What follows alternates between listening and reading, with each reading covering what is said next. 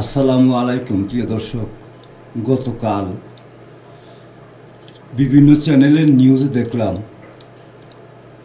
আমাদের ইতিহাসের একটি অংশ বাবুই পাখি, যাদের বাসা বোনা হয় বিশাল তাল গাছে। এরা সমাজের সুন্দর একটি পাখি, যাকে শিল্পী পাখি বলা হয়। এরা নিজের বাসা নিজেরা তৈরি করেন।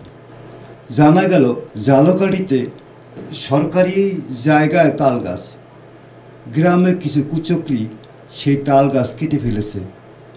বহু লোকে বাধা দেওয়ার পরেও তারা থামেননি, কিন্তু সেই গাছেই ছিল ঐতিহ্যবাহী আমাদের সেই পাখি, বাবুই পাখির বাসা। সেই বাসাটি কয়েক মিনিটের মধ্যে ধ্বংস হয়ে যায় এবং হাজার হাজার পাখি, বাবুই পাখি মারা যায়। এখন আমাদের কি করণীয়? আমি নিজেও আত্মহারা হয়ে গেলাম। কেন এই ক্ষতি? কেনই আমাদের পাখিকে ধ্বংস করা হচ্ছে জানি না।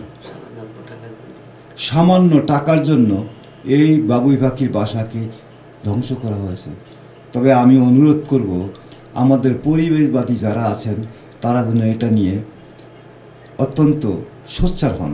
এবং এখানে পাখিদের নিয়ে আইন আছে, আইন মন্ত্রণালয় এটা নিয়ে সরাসরি দেখবেন, যাতে এরকম দুর্ঘটনা আর না ঘটে, আর এরকম পাখিকে হত্যা করা না হয়। এটা একটি মানুষ হত্যার না, শত শত মানুষ হত্যার শামিল একটি পাখি হত্যা।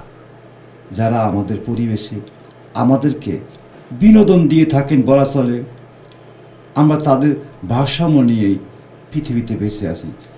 আজ অনেক পাখি বিলুপ্ত হয়ে গেছে, যাদের আজও ইতিহাস পাওয়া যায় না। দুই একটা পেলে আমরা ওটাকে নিয়ে বলি, কিন্তু বহুত পাখি আজকে আমাদের মাঝে নাই। কাজটি করার মতো সাহস কেউ পাবে না। এদের জন্য যথাযথ শাস্তি হয়, আমি এই কথাটাই বলবো।